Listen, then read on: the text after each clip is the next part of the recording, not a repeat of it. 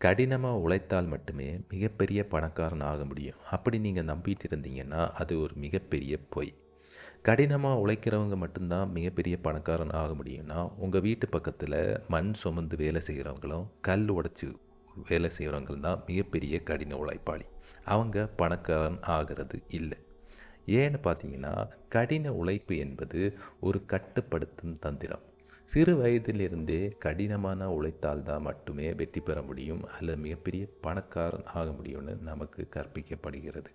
ஆனால் உண்மை என்னவென்றால், ஓய்வில்லாமல் உழைப்பவர்கள் எளிதில் சோர்வடைந்து விடுகிறார்கள். இதனால் அவர்கள் அமைப்பையோ அதிகாரத்தையோ எதிர்த்து கேள்வி கேட்க போகிறது இல்லை. எனவே கடின உழைப்பை பெருமைப்படுத்துவது என்பது அதிகாரத்தில் உள்ளவர்கள் உங்களை அவர்களுக்கு கீழ் வேலை வாங்குவதற்காக உருவாக்கிய ஒரு தந்திரமை தவிர வேறு இல்லை. உழைப்பை விட வியூகமே வலிமையானது. Strategy is better than hard work. போர்க்களத்தில் கத்தியை சுழற்றி போராடும் சிப்பாய்களை விட பாதுகாப்பான இடத்திலிருந்து வியூகம் அமைக்கும் தளபதிக்கே அதிகாரம் அதிகம். ஒரு சிங்கம் காட்டின் ராஜா ஆவது அது தினமும் வேட்டையாடுவதால் அல்ல, சரியான நேரத்திற்காக காத்திருந்து துல்லியமாக தாக்குவதால். அதுபோலவே அதிகாரம் என்பது சோர்வடையாமல் உழைப்பவர்களுக்கிடையே கிடைப்பதில்லை. சிறந்த வியூகம் அமைத்து குறைந்த உழைப்பில் அதிக தாக்கத்தை ஏற்படுத்துவர்களுக்கே கிடைக்கிறது. அமைதியும் இரகசியமும் அதிகாரத்தை தரும்.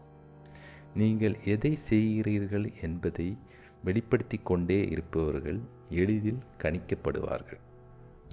உங்கள் அடுத்த கட்ட நடவடிக்கை மற்றவர்களால் கணிக்க முடிந்தால் அவர்கள் உங்களை எளிதில் கட்டுப்படுத்தி விடுவார்கள்.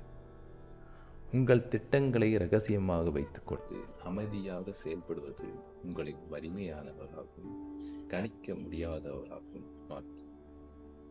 நீங்கள் ஒரு வேலையை செய்யும் போது பாராட்டுக்களை எதிர்பார்க்காதீர்கள்.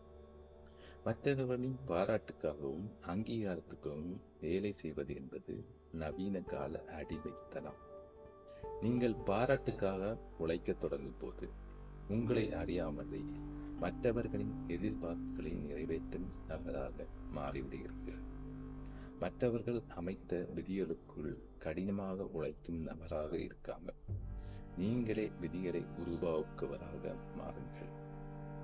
சுருக்கமாக சொல்ல வேண்டுமென்றால், பயனில்லாமல் ஓடிக்கொண்டே இருப்பதை நிறுத்திவிட்டு எப்போது அமைதியாக இருக்க வேண்டும், எப்போது துல்லியமாக செயல்பட வேண்டும் என்று தெரிந்து நீங்கள் செய்த வேண்டிய விஷயங்களை செய்தால் வெற்றி உங்களுக்கு.